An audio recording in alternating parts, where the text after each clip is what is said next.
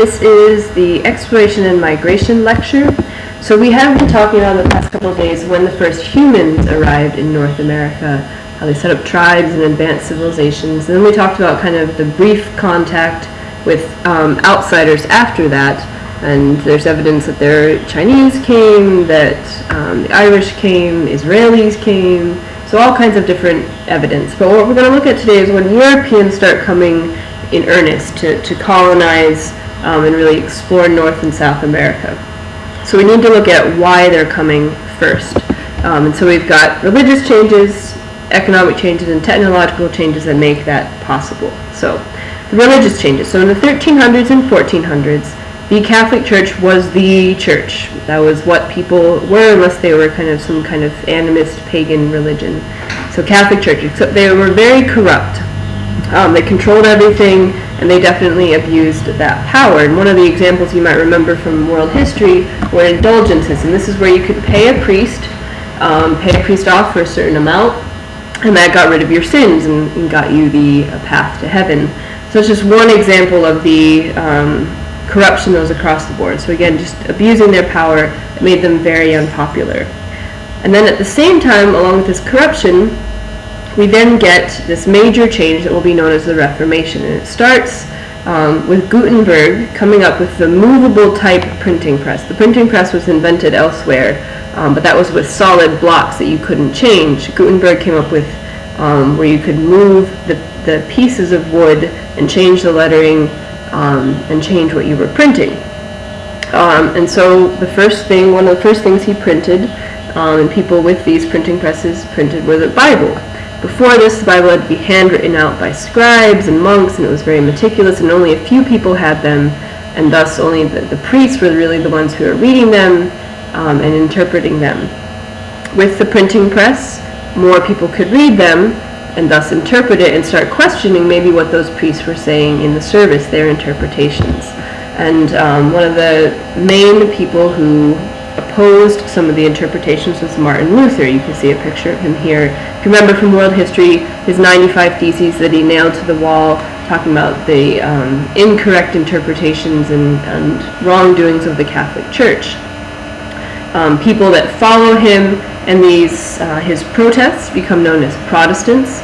And then these Protestants, again, based on all these different interpretations, splinter off and form different denominations. So Catholics and all these Protestants, they're all Christian, but what we get are denominations like the Puritans, Calvinists, Lutherans, Baptists, so you have all these different theories.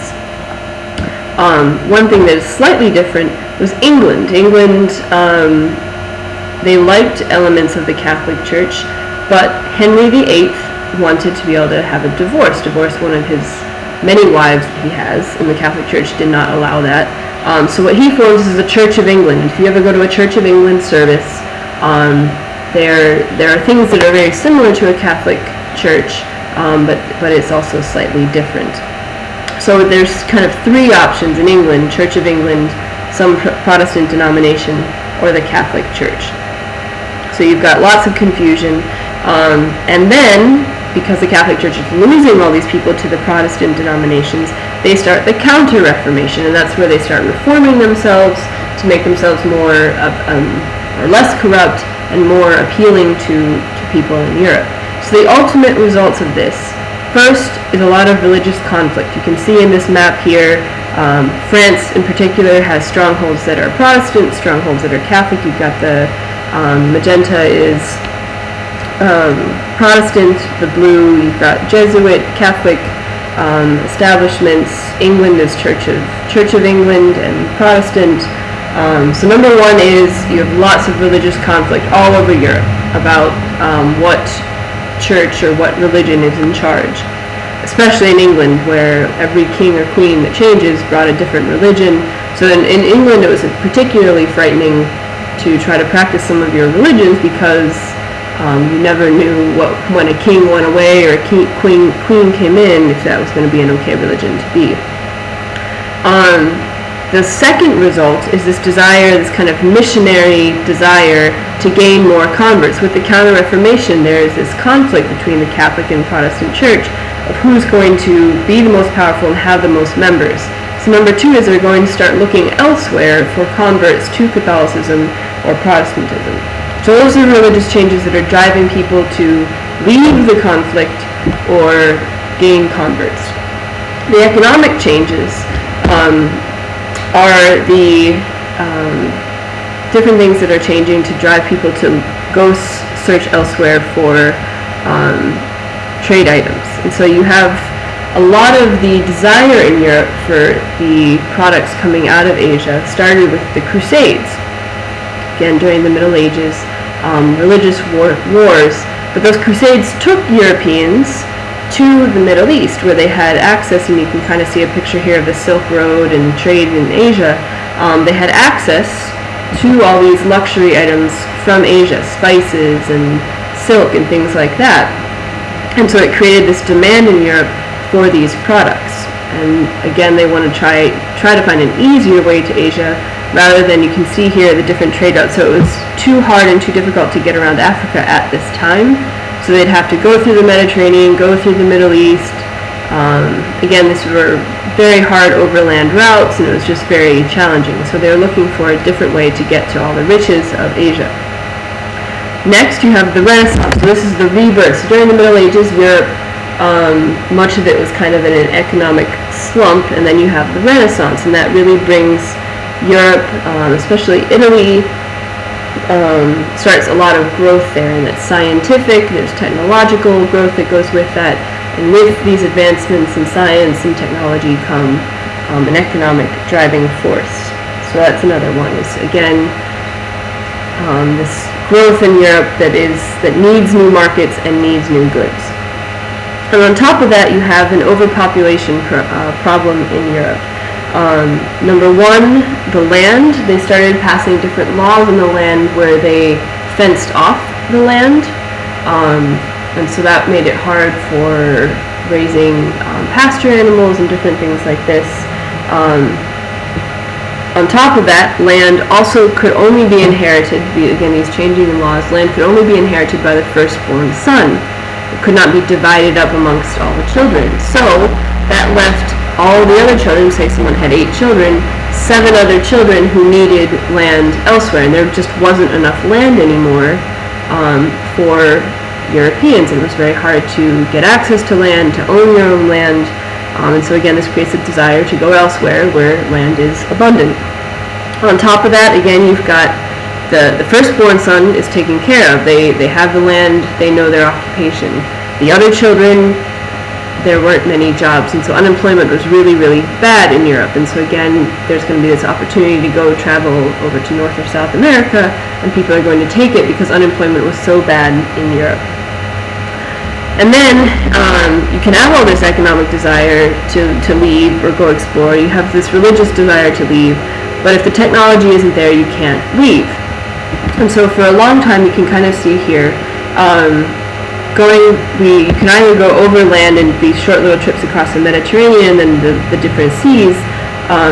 Those were all ones where you were fairly close to land. The sea technology was not good enough to really leave too far away from land. And so you can kind of see here where Europeans had traveled. They couldn't get past the southern part of Africa. It was called the unknown. They were not capable of getting past that until, thanks to all the scientific advancements of the Renaissance, we start having the technology to do so. So first was the caravel. The caravel was a new type of ship with different rigging, different masts, that was strong enough to get across the ocean. So that was a really important one. It was the ships big enough, strong enough, and fast enough to get across the Atlantic Ocean. They didn't have to stay kind of close to the coast. Next was the invention of the sextant, and this allows you to navigate in the middle of the ocean without being able to see land. And so people used to have to navigate by kind of a triangulation where they could see points on the land, and they would keep moving down the coast of Africa or across the Mediterranean. Sextant makes it possible to navigate while at open sea.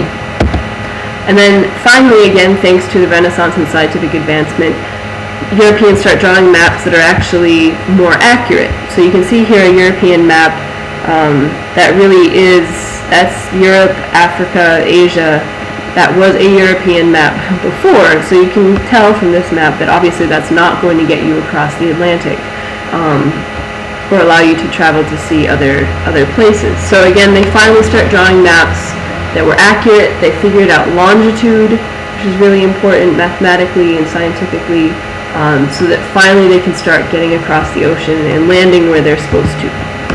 So the results of all this exploration and things is called the Columbian Exchange, and that's an exchange of both good things and bad things. So the positives you can see here, from North America, for example, you're getting pumpkins, turkeys, peanuts, potatoes. Those are coming from North America, going to Europe and then to Asia.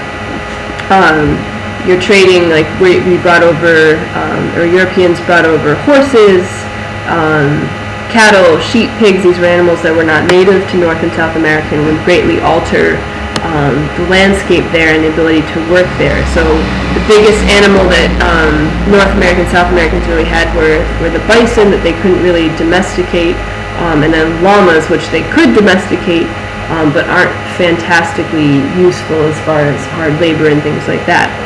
So the positives are those animals, all the different things you see, the crops and things that you see here. The negatives, those were the serious diseases. So smallpox that Europeans brought over, and smallpox was the biggest thing where Europeans just wiped out millions of Native Americans by just exposing them to things like smallpox, the flu, typhus, measles, malaria, diphtheria, whooping cough. So all those are very bad. The worst was the smallpox, was the one that really took out millions of Native American peoples. So those are the negatives, and we'll talk more about that in class, and that's the end of the lecture.